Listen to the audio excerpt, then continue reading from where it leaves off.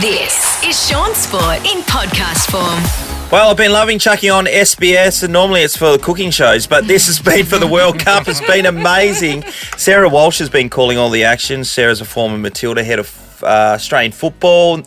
Sarah, this has been awesome. The goals last night were absolutely flowing. Yeah, fantastic. Through our matches, morning everyone as well. Our matches had 11 goals, the first two ones, and full disclosure, I just woke up, so it's been brutal hours. But the first two matches produced 11 goals. That was fantastic. Oh my God, Sarah, are you so tired? I'm yet to see. I'm yet to see Portugal's goals. I've looked at the scores, but no.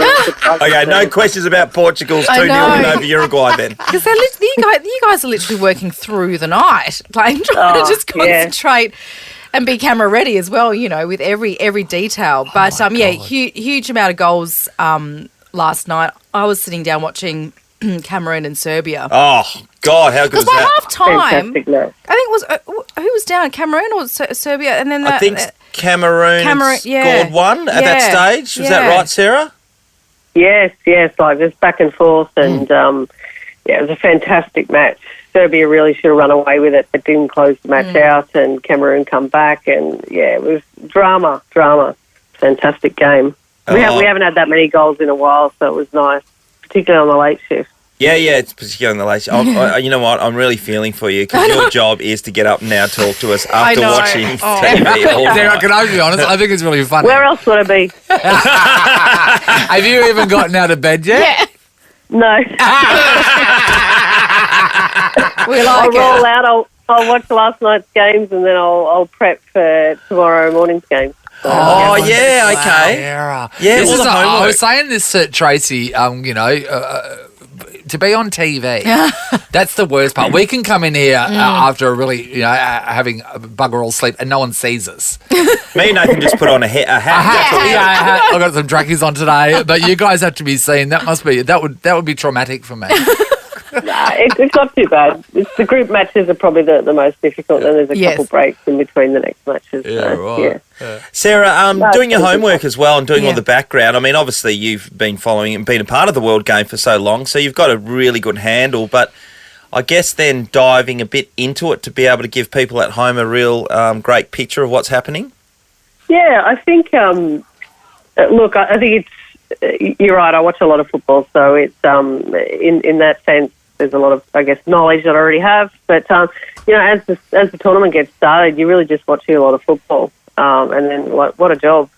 Found myself yesterday just prepping for Serbia, Cameroon, watching the previous matches. And honestly, it's probably been more about the upsets. It's been a tournament of upsets, and it's highly likely because of the lack of preparation leading in. And, they jumped straight out of club football into national team setup. And, I feel like it's closed the gap. A lot of the smaller teams, like Saudi Arabia, have been playing like a club team for a while. They finished their league early, and all of the Asian teams have done fantastically. Although as we've moved through the group matches, it's looking less likely they'll get out. But so many upsets.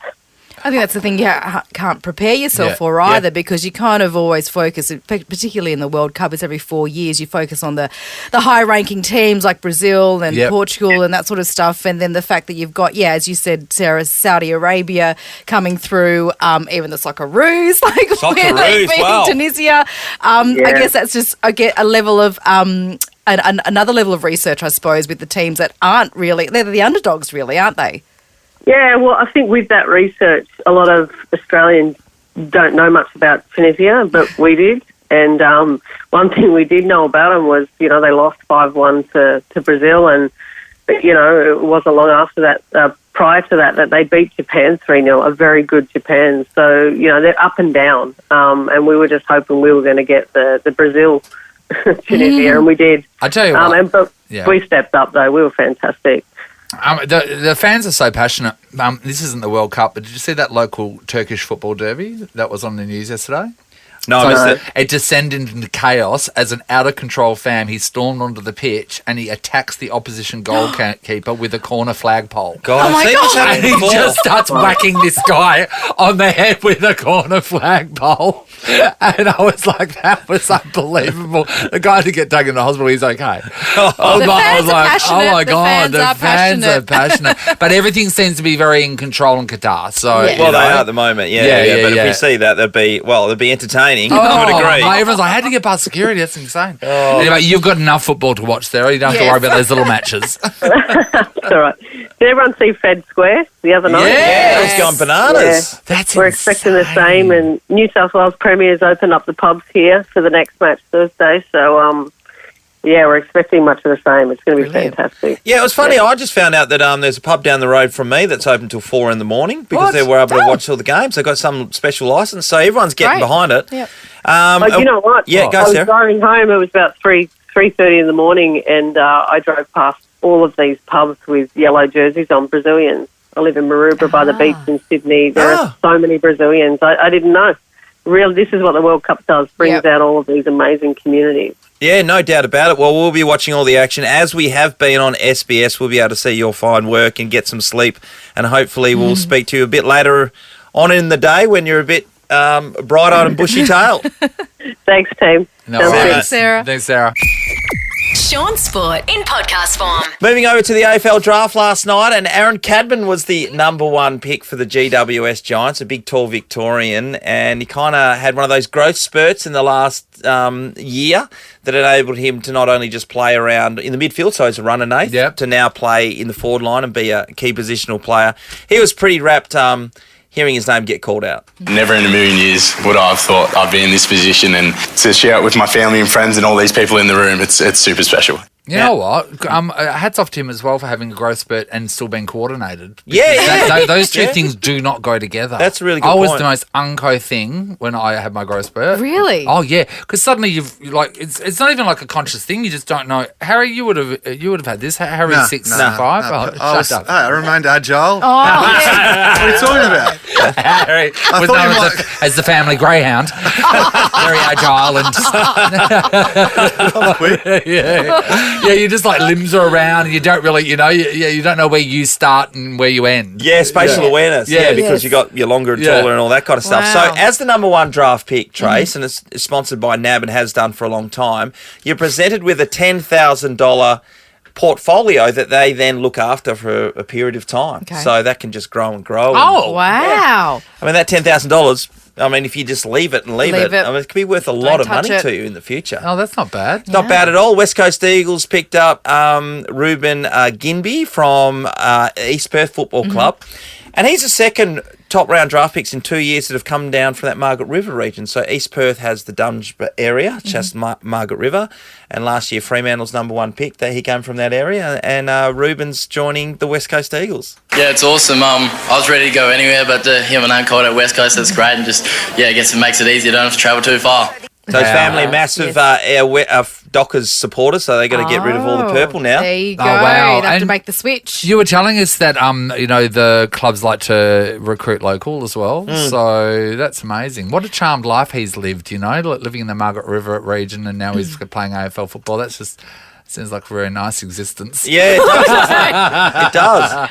Anyone to that live grew up in Margaret River. down south. I think a lot of those kids, though, have to then travel and to make their dreams come true. It's not like coming from Kalgoorlie because it's a lot closer to that, but then, come and relocate and really give it a go. But, yeah, the beach life, the wineries, the restaurants and all that kind of stuff living down there, And pretty as wholesome. you mentioned yesterday, Shaun, just the family pool as well for a lot of these players, that's sort of becoming quite prominent, isn't it? So for these these young guys, I guess having that family support around them nearby is quite important as they sort of make that rise. One thing hopefully. that and you bang on, Trace, one thing that the clubs don't measure is the saving in costs, right? So if you draft this same guy from the East Coast, then you have to put them up with the family, so there's a cost involved.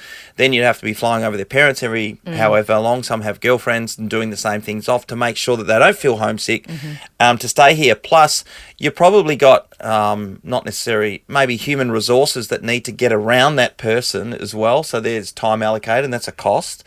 Where you got the local guys that are just here, and they've got the family support and friendship groups that still exist, and they'll be happy. Got them. They'll be happy. Wait, they're just his family are all Dockers supporters. Yeah. So he's going to be an Eagle. Okay, so is he. So, all right, Shaun. Did he feel like he's almost cheating? Well, my question is, can it be done truly in your heart? So say Ollie, right? Yeah. Say Ollie gets recruited to another team. You are, of course, Dockers all the way. Can you change the team that you go for in your heart? Well, I can't. You can't. And he will cease to live with us. But apart from that, I think it can be done with other people for sure. It can be. Shaun Sport is a Nova podcast. For more great comedy shows like this, head to novapodcast.com.au.